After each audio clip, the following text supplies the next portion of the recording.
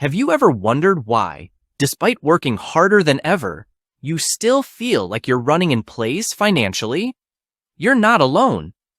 In fact, a recent survey found that 64% of Americans are living paycheck to paycheck, including 47% of those earning over $100,000 annually.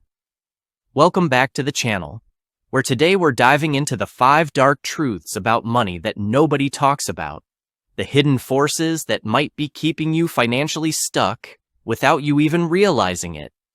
These aren't conspiracy theories or get-rich-quick schemes. These are the uncomfortable realities about our financial system that financial institutions, media outlets, and sometimes even financial advisors don't want you to understand. By the end of this video, you'll see money through an entirely different lens, one that might just be the perspective shift you need to finally break through to true financial freedom. Before we dive in, remember that knowledge is only powerful when applied. So grab a notepad, because I'll be sharing actionable steps you can take to overcome each of these hidden obstacles. Let's get started with dark truth number 1, the illusion of financial education. Here's something shocking. Despite money being essential to our survival, most of us received zero formal education about it. Think about it. You spent years learning algebra, the periodic table, and historical dates. But how many classes did you have on budgeting, investing, or understanding credit? This isn't an accident. A financially illiterate population is easier to sell financial products to, easier to keep in debt, and less likely to build wealth independently. According to a FINRA study, nearly 2/3 of Americans can't pass a basic financial literacy test. Even more concerning, this financial illiteracy cost the average American an estimated $1,634 each year in unnecessary fees and higher interest rates. That's nearly $20,000 per decade, money that could have been invested and grown substantially. But wait, you might say, there's plenty of financial information available online and in books. And you'd be right. But therein lies another problem. The vast majority of financial education accessible to the public is actually marketing in disguise, created by those with something to sell you. Banks educate you about the importance of savings accounts while paying you 0.01% interest and lending your money out at 20% on credit cards. Investment platforms teach you about the importance of contributing to retirement accounts they manage and charge fees on, without explaining the full range of investment options. Financial gurus sell courses promising to reveal secrets that are often just basic principles wrapped in hyperbole. This creates a dangerous cycle. People seeking financial education often end up with financial products instead, further cementing their financial challenges rather than solving them. So, what's the solution? First, recognize that true financial education is about understanding principles and systems, not products. Second, be extremely skeptical of financial advice from anyone who's selling something. Third, find independent sources of financial knowledge. Books from academic sources, economists, and financial historians rather than marketers. And finally, make financial literacy a personal responsibility, because the system is literally designed to keep you financially unaware. Let's move on to dark truth number 2, the time-money trap. From childhood, we're taught a fundamental equation: your time equals money. Work more hours, make more money. Climb the ladder, get raises, earn more. Sound familiar? This mental model is perhaps the most insidious obstacle to true wealth creation because it has an inherent ceiling. No matter how valuable your time becomes, you only have 24 hours in a day, which means your earning potential is fundamentally limited if your only strategy is to trade time for money. The statistics bear this out. A study by Thomas Piketty found that only 14% of Americans in the top 1% of income earners got there primarily through wages from a job.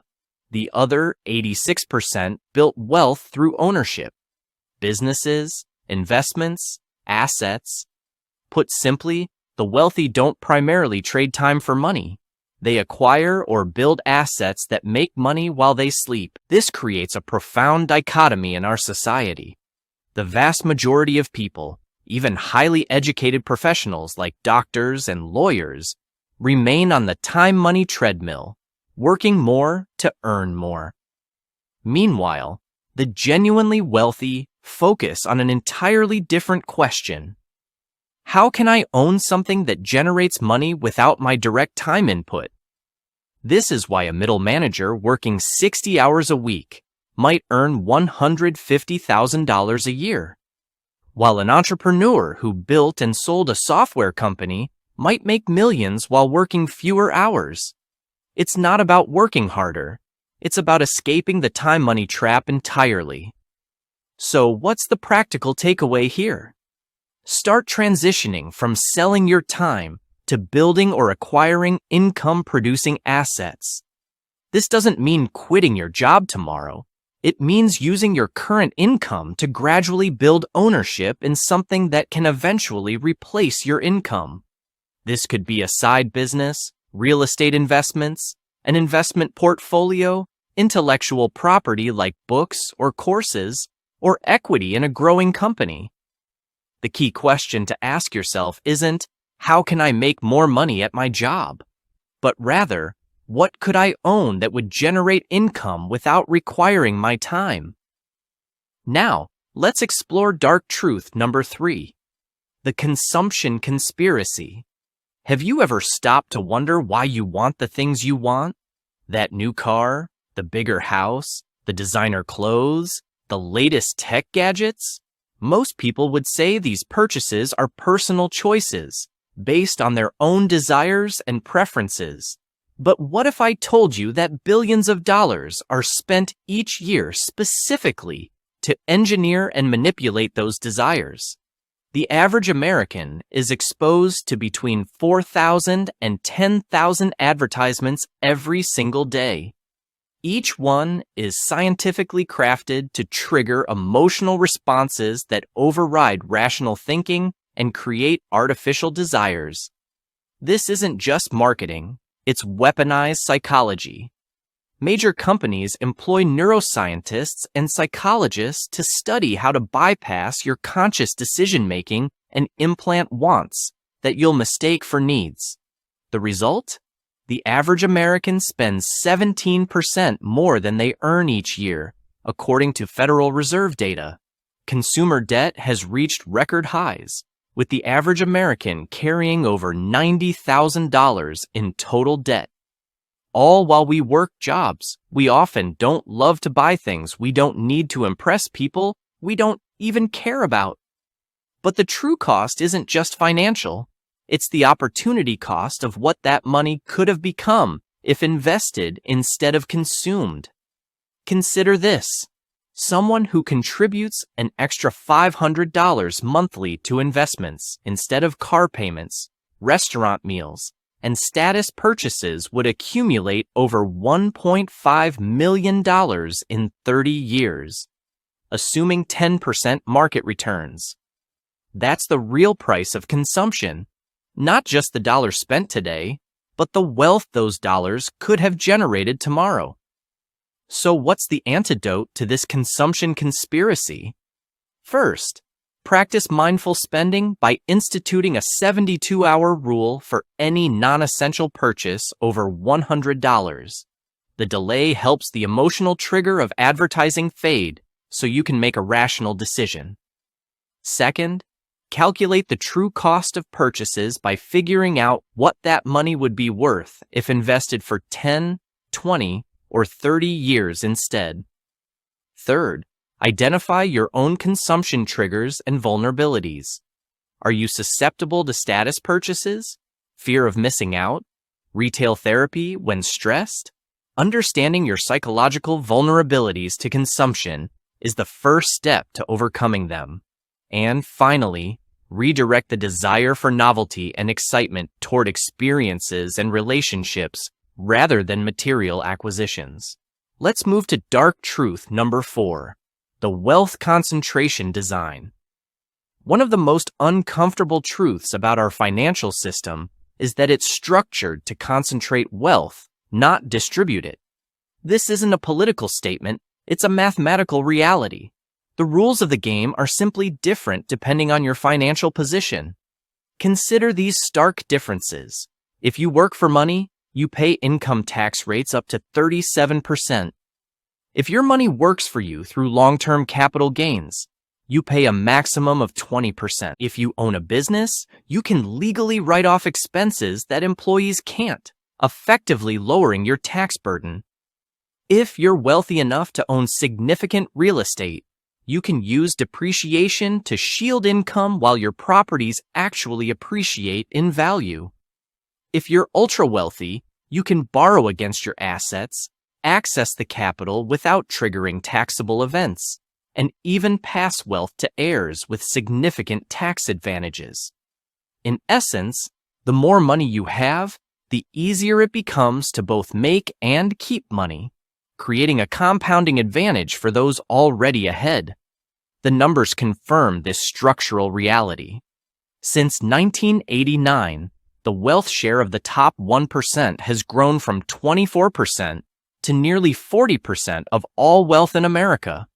During that same period, the bottom 50% of Americans saw their share of wealth decline from 4% to less than 2%. This isn't to suggest anything nefarious, simply that the system has evolved to reward certain behaviors, investing, business ownership, leverage, more than others, working for wages, saving in bank accounts.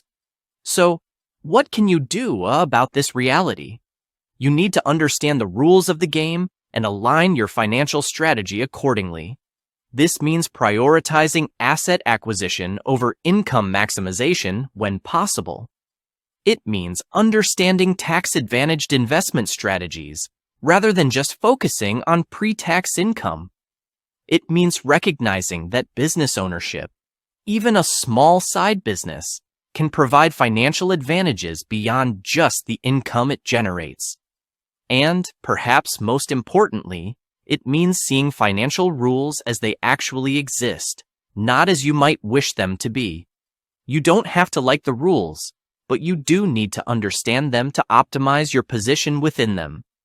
And now, let's discuss the final and perhaps most profound dark truth number 5, the mindset matrix. When I interview people who've achieved uncommon financial success, a pattern emerges that has nothing to do with their tactics or strategies. It's a fundamentally different relationship with money, risk, and self-worth. In my years of studying wealth creation, I've found that financial outcomes are downstream from financial beliefs. Most people inherit their money beliefs unconsciously from parents, community, and culture. These beliefs then drive behaviors that create financial results, often without any awareness of the underlying programming running in the background. Research from financial psychologists reveals several key mindset differences between those who achieve financial independence and those who struggle. The financially successful see money as a tool for creating value and opportunity, not primarily as a scarce resource to be conserved.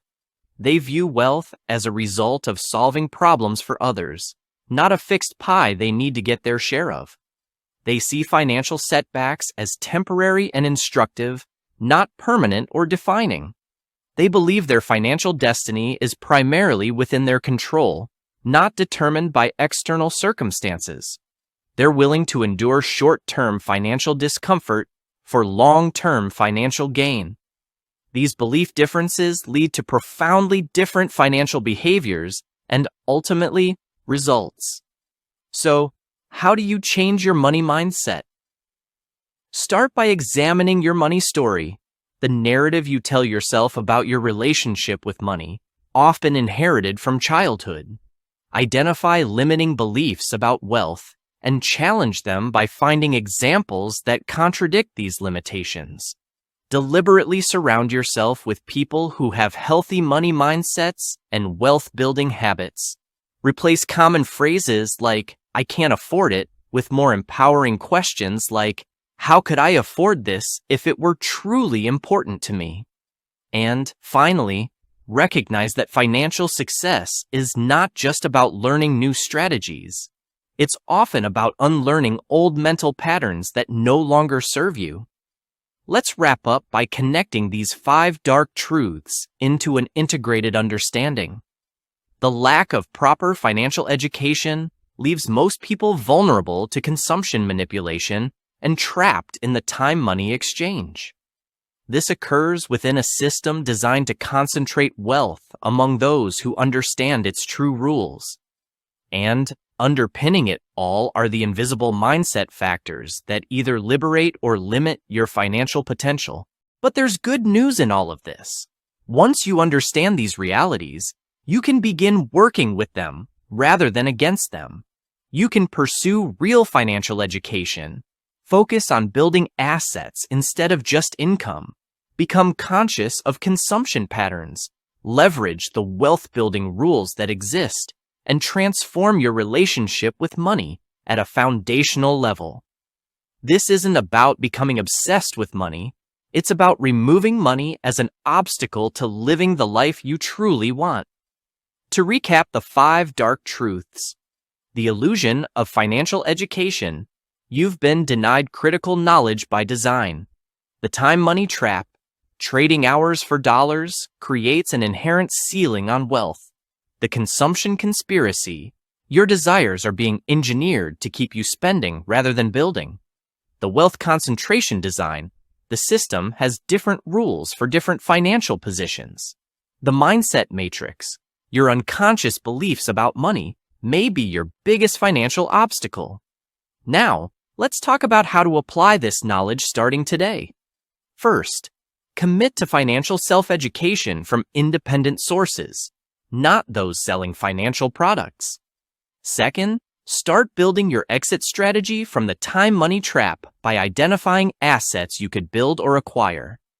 Third, implement a 30-day consumption reset. Buy nothing non-essential for 1 month to break the cycle of engineered desire. Fourth, reorganize your financial strategy around tax advantages and leverage. Consult with a financial strategist, not just an advisor. Fifth, begin the deeper work of examining your money mindset and deliberately reprogramming limiting beliefs. I hope this video has given you a new perspective on the hidden forces shaping your financial life. Remember, awareness is the first step to change. The game might be rigged in many ways, but once you understand the rules, you can still win. If you found value in this, please hit the like button and subscribe for more content that goes beyond the financial mainstream. And let me know in the comments which of these 5 dark truths resonated with you the most. Until next time, remember that your financial future is still in your hands, once you can see the forces that have been invisibly shaping it.